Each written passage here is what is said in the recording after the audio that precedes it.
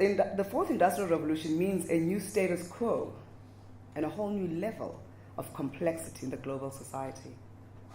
The way we do business is changing too. So just look at companies like Airbnb. Letting businesses owns no property.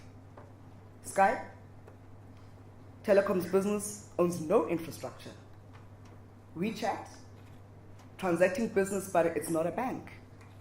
Facebook, media business produces no content. Alibaba, retail business owns no inventory.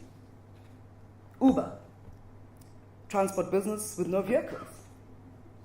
Netflix, movie business produces only niche content and owns no cinemas and is busy taking over the TV game away from linear.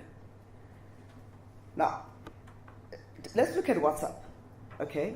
WhatsApp has revolutionized the way people communicate with each other, either via our smartphones.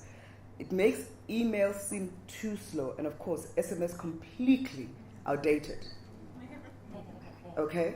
We text, we make voice notes, we exchange photos and documents, and it happens instantly. You gotta stay ahead of the curve. Innovate, self-innovate in your businesses, in your environment.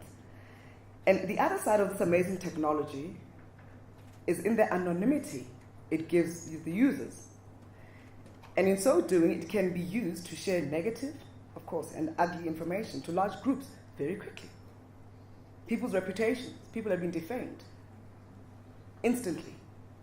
So technology and advancement and disruption and digitization also comes at a price. And it's understanding that very dichotomy. And I suppose this is the very dichotomy of these platforms, but they are very useful, but also they can be used for harm. Now, the uptake of new technology is happening at a phenomenal rate, ladies and gentlemen. It took 46 years for electricity to be adopted by 25% of the US population, but only 4 years to achieve the same adoption rate for smartphones. It took 360 days for the iPod to be shipped with 1 million units in 2002, and only 30 days for the iPad to ship 1 million units in 2010.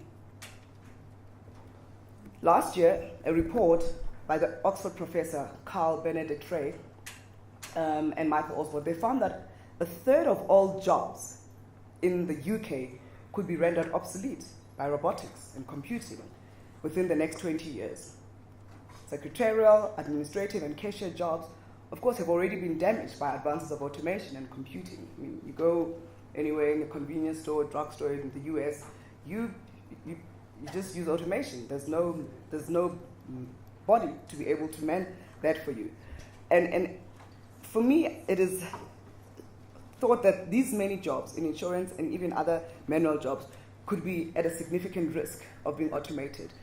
The reality is, and I think Prof also highlighted that, I mean, he even said in the next 5 years, and I read a study that at least in the next 50 years,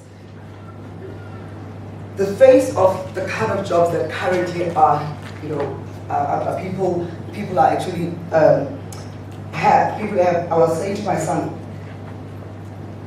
he can go to school and he'll go to university, but he has to begin to think outside of the norm. He wants to become a mechanical engineer. He wants to go to MIT. But even with that, he will still have to find a way to self-innovate.